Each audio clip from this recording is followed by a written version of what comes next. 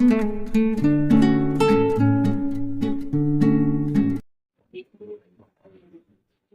students, welcome to AI Education at Study with Anaskar.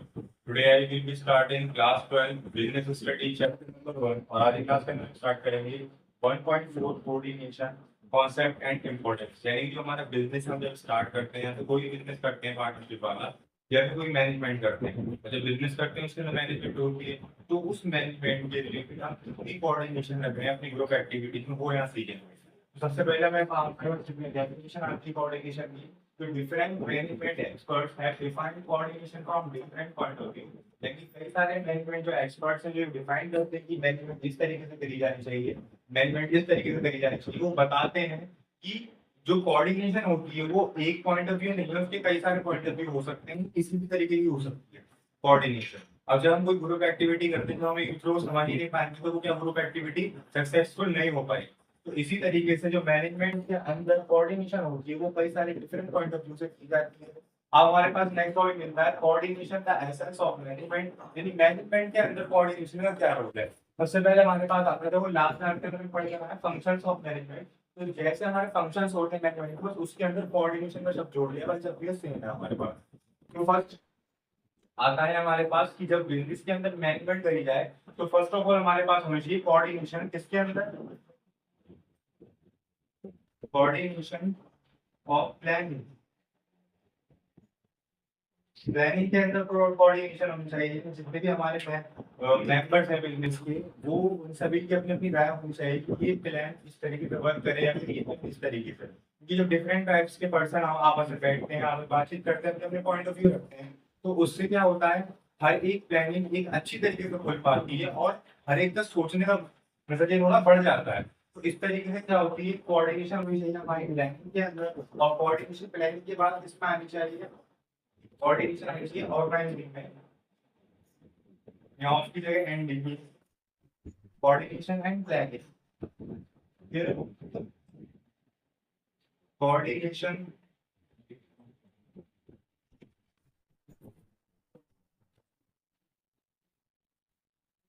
And organising, यानी organising के work में होनी चाहिए कोऑर्डिनेशन। इसके बाद क्या आता है कोऑर्डिनेशन ऑर्गेनाइजिंग के बाद आती है हमारी स्टाफिंग,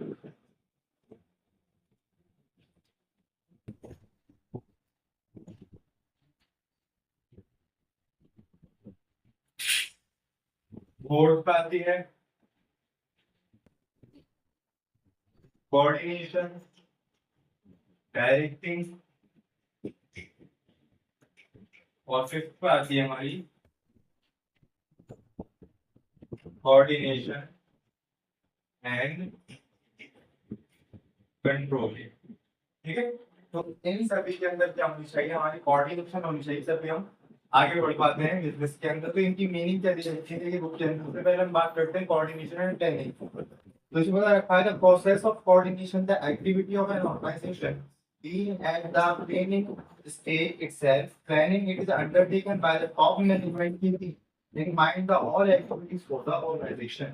यानी कि जो हमारी प्लानिंग होती है और सबसे टॉप ऑफ द मैनेजमेंट होती है, सभी प्लान मैनेजमेंट करने की सबसे पहला कार्य क्या होता है प्लानिंग का होता है। तो हमारे ये सबसे पहले पॉइंट ऑफ व्यू होना चाहिए कि जो हमारी प्लानिंग है उसके अंदर ही कोऑर्डिनेशन हो सभी का। जब हमारा कोऑर्डिनेशन प्लानिंग के अंदर होगा तो क्या होगा हमारे आगे काम भी बनता चला जाएगा। इसी तरीके से आते हैं कोऑर्डिनेशन एंड ऑर्गेनाइजिंग।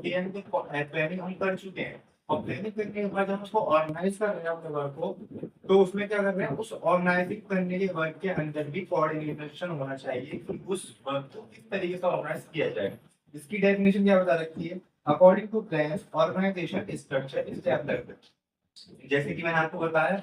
फिर आता है coordination and staffing, the posts during organising are filled by the right people, यानी कि जो स्टाफिंग की जा रही है यहाँ पे जब कई सारे मेंबर्स होते हैं तो उनका ये मानना होता है कि जो हम स्टाफिंग कर रहे हैं वो राइट पीपल है, एक अच्छे हाथों में जाए जिसको अपना काम अच्छी तरीके से निभा पाएगी। जिसको वो काम दिया जा रहा है तो वो आधे काम को छोड़ के जाते हैं।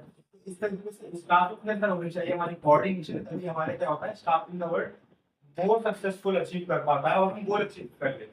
लेकिन आफ्टर कोऑर्डिनेशन एंड डायरेक्टिंग इसका क्या रूप में दे रखा है, देखिए इन words to ensure that all activities are executed according to plan, directing is required. Yes, while performing this function, our manager gives due priority to coordination. यानी कि जो हमारी डायरेक्टिंग होती है प्लान के अंदर उससे ज़्यादा रिक्वायर्ड होती है और उसके अंदर हमें coordination काफी जरूरी है। तो बेसिकली जितनी चीजें हैं मैंने आपको बता दी और सबके एग्जांपल डेफिनेशन बिल्कुल सेम है, बट आपको क्या लिखना है, आपको ये सब याद करने हैं और याद करने के बाद से बस क्या याद करना है, इनकी ये सब कोऑर्डिनेशन एंड प्लानिंग और इनकी आगे की मीनिंग आप एक बार खुद बना के देखना अपनी नोटबुक के अंदर, जिससे क्या होंगे आपको सब चीजें समझ में आ जाएगी।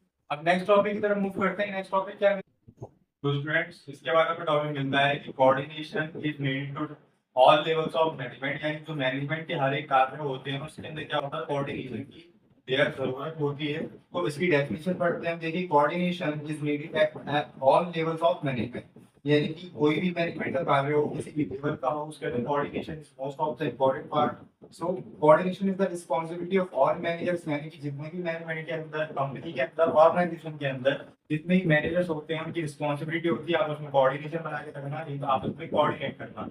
तो इसी तरीके से चाहे वो किसी भी टाइप के मैनेजर हो, टॉप लेवल पे मैनेजमेंट हो या फिर मिडिल लेवल पे या फिर ऑपरेशन वाले हो, तो सभी मैनेजर्स को एक जरूरत होती है कोऑर्डिनेशन की, और जो भी उनकी रिस्पांसिबिलिटी है वो बना के रखें। इसके बाद हम इसके लिए इंपॉर्टेंट टॉपिक इनकी जो कैरेक्टरिस्टिक्स होती हैं उनको पढ़ते हैं मैनेजमेंट की। पहला जो आता है वो क्या आता है, कोऑर्डिनेशन इंटीग्रेट ग्रुप एफर्ट्स, यानी coordination is most of the helpful part of the group efforts, यानी जब हम कोई ग्रुप एक्टिविटी कर रहे होते हैं, कोई ग्रुप से काम कर रहे होते हैं, तो उसके अंदर coordination is most of the important part बन जाता है। वो क्योंकि जब किसी भी ग्रुप के पर्सन में आपस में एक दूसरे समझ नहीं पाएंगे कि उसका माइंडसेट कैसा है, हमारा माइंडसेट कैसा है, तो हमारे बीच में अगर कोऑर्डिनेशन नहीं होगा तो जिस भी काम के लिए अगर हमने ग्रुप बनाया तो वो क्या होगा, अपने गोल अचीव नहीं कर पाएंगे। तो जितने भी हमारे ग्रुप एफर्ट्स होते हैं, ग्रुप के थ्रू जितने भी काम कर रहे होते हैं, हमारे बीच में कोऑर्डिनेशन होना सबसे ज्यादा जरूरी हो जाता है। इसके बाद आता है coordination ensure unity of action, यानी कोऑर्डिनेशन इज इंश्योर करती है यूनिटी को एक्शन लेने के लिए, जो कि ये भी काफी इंपॉर्टेंट पॉइंट आता है हमारे पास।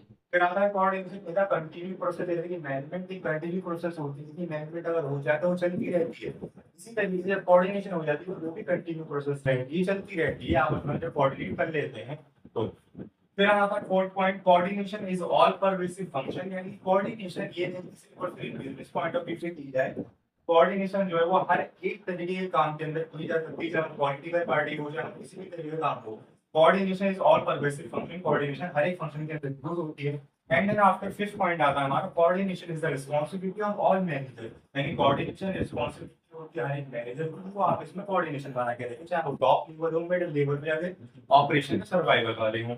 फिर आता है हमारा सिक्स्थ और लास्ट कैरेक्टरिस्टिक्स, क्या कोऑर्डिनेशन इज डेलिब्रेट। इसके बाद हमें पॉइंट मिलता है इसमें सबसे लास्ट वाला, इंपॉर्टेंस ऑफ कोऑर्डिनेशन, यानी हमारी कोऑर्डिनेशन है उसके अंदर इंपॉर्टेंस क्या क्या है। देखो, कोऑर्डिनेशन से पहले इंपॉर्टेंस तो ये है कि हम अपना काम अच्छी तरीके से कर सकते हैं, अपने बिजनेस को आगे बढ़ा सकते हैं। तो ये 3-4 पॉइंट आते हैं और यही 3-4 पॉइंट क्या होते हैं, लिखने होते हैं अपने नोटबुक के अंदर और एग्जाम के अंदर। तो पहले जो आता है वो क्या आता है, पहला आता है growth and size, and coordination importance रखता है बिजनेस की ग्रोथ को बढ़ाने के लिए, अपने बिजनेस को साइज को बढ़ाने के लिए।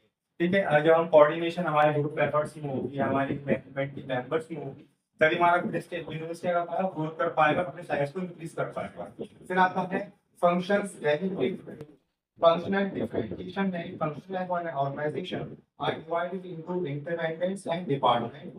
Division and section having diverse interest. यानी कि जो फंक्शनल डिफरेंशियल होता है उसमें क्या होता है, डिवाइस होना चाहिए, और उसमें हमारा क्या हो जाता है, बिजनेस बढ़ जाता है आपस में इंटरेस्ट के थ्रू।